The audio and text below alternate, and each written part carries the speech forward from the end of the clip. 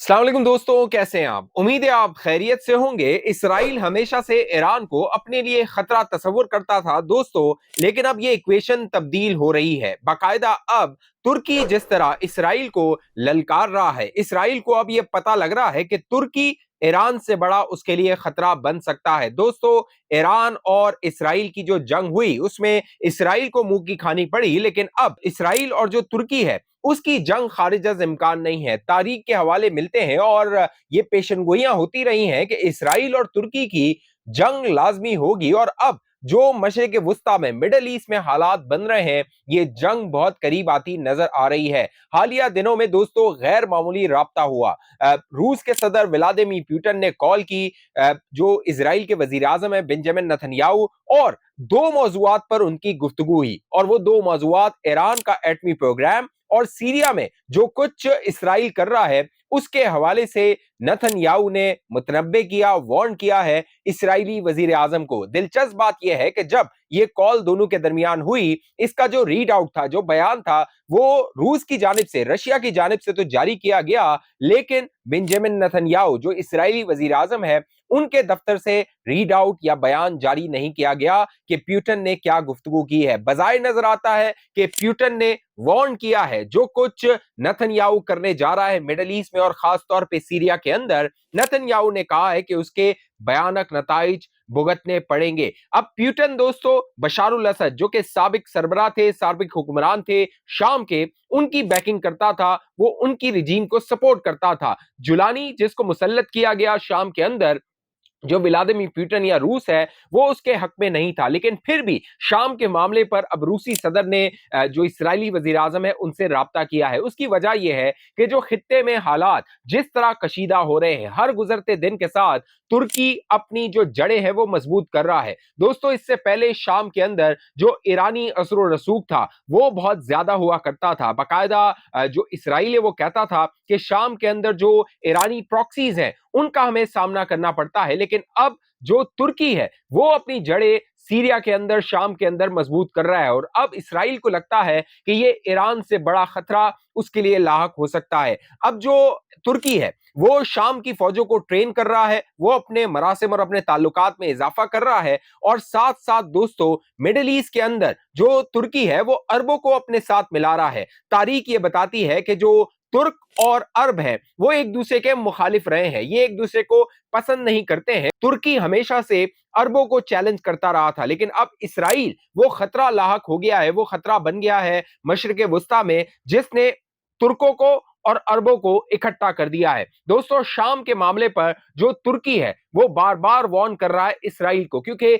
Israel ने कोशिश की थी कि शाम को तकसीम किया जाए। डेविड कॉरिडोर उसका मंसूबा क्या था, मैं आप दोस्तों के सामने गुज़िश्ता वीडियोस में बता चुका हूं कि शाम को 4 हिस्सों में तकसीम करने का मंसूबा है इसराइल का, ताकि ग्रेटर इसराइल का जो प्लान है उस पर अमल दरामद किया जा सके। लेकिन अब इस बड़े मंसूबे में जो तुर्की है वो बड़ी रुकावट है। बाकायदा अब शाम की फौज को ट्रेन कर रहा है तुर्की, और जदीद हथियारों से लेस कर रहा है। हालिया दिनों में दोस्तों तुर्की ने जो बैलिस्टिक मिसाइल्स दुनिया के सामने पेश किए हैं, कान जो उसका जेट है वो दुनिया के सामने अब सामने आ रहा है, वो पेश किया है, और बड़ी बड़ी डील्स हो रही हैं। बाकायदा इंडोनेशिया ने 48 के करीब जो कान जेट्स हैं उनका ऑर्डर प्लेस कर दिया है। 10 अरब डॉलर की ये जो डील है इंडोनेशिया के साथ, वो तुर्की ने लॉक कर दी है। साथ साथ जो बैलिस्टिक मिसाइल्स हैं उनकी डील्स अब की जा रही हैं, और शाम में अगर फौज को तुर्की ट्रेन करता है तो ये इसराइल के लिए बड़ा खतरा होगा, इसराइल के लिए खतरे की घंटी होगी।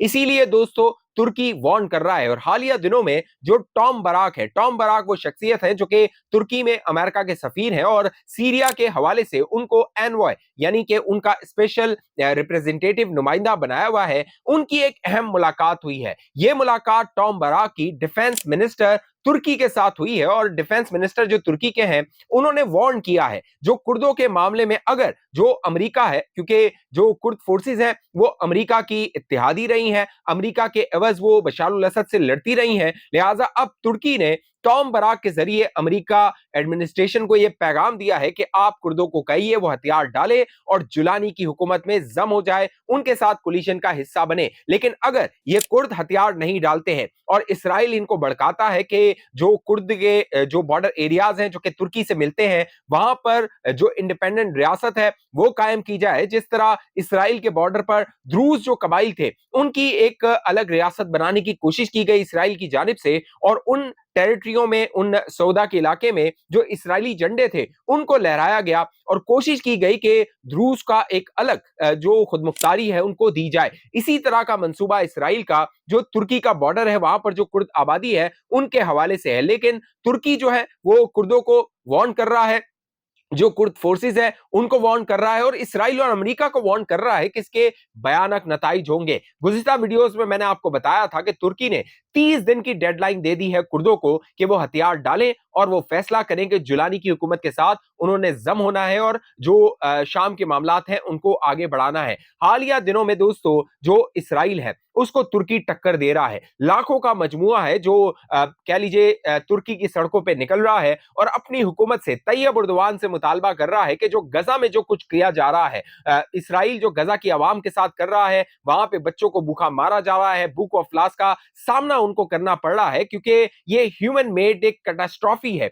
ह्यूमन मेड एक डिजास्टर है जो कि गजा में जो गजा के आवाम है उनको उसका सामना करना पड़ रहा है। लिहाजा अब तुर्क आवाम सड़कों पे निकल रही है, तैयब उर्दवान पे दबाव डाल रही है कि वो कोई एक्शन ले, इकदाम करे। अब लफ्जी जो गोलाबारी है या फिर तकरीरें हैं वो सिर्फ काम नहीं आएंगी, अमली इकदाम करने होंगे। बजाय नजर आ रहा है जिस तरह सऊदी अरब मुतारिक हो रहा है, जिस तरह कतर मुतारिक हो रहा है और जिस तरह तुर्की इनके साथ एक अलायंस बना रहा है, और बैनुल अक़वामी सतह पे जो मिडल ईस्ट है उसके दिफा के लिए तुर्की जो इकदाम कर रहा है, आने वाले दिनों में दोस्तों जो इसराइल और तुर्की की जंग है वो खारिज से इम्कान नहीं है, और खास तौर पे शाम के मामले में ये जंग हो सकती है। ये भी खबरें आ रही हैं, जो अरब मीडिया रिपोर्ट कर रहा है कि जो जुलानी है उसकी मुलाकातें हो रही हैं, खुफिया मुलाकातें हो रही हैं इजरायली हुक्काम के साथ। एक मुलाकात जो पेरिस में खुफिया तौर पे कहा गया कि हुई थी, जिसमें जो सीरियन हुक्काम थे वो मौजूद थे, साथ साथ अमरीकी और इसराइली हुक्काम मौजूद थे।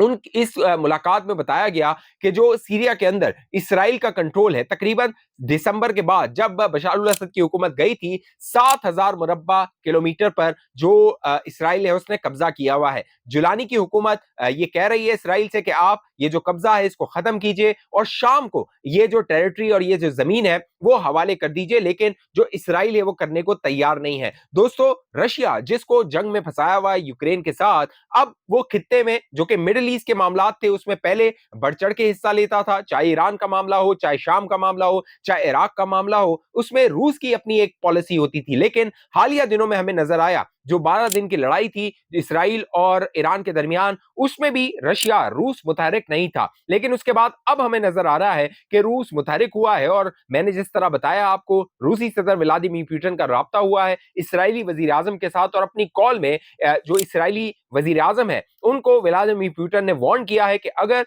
जो ईरान के साथ एटमी प्रोग्राम है उसमें बातचीत करवानी है तो हम किरदार अदा कर सकते हैं। ये काबिल कबूल नहीं होगा कि सीरिया की जो टेरिटरी है उसकी खिलाफ वर्जी की जाए। बाकायदा ये लफ्ज इस्तेमाल किए गए कि सीरिया एक खुद मुख्तार मुल्क है, शाम एक खुद मुख्तार मुल्क है, लिहाजा उसकी जो सॉवरेनिटी है, उसकी जो टेरिटोरियल इंटीग्रिटी है, उसकी अगर वायलेशन की जाती है तो फिर रूस अपना किरदार अदा करेगा। या अहम और दिलचस्प बात यह है कि जो रूस है वो जुलानी की हुकूमत के साथ नहीं है, लेकिन वो शाम के साथ, सीरिया के साथ खड़ा है।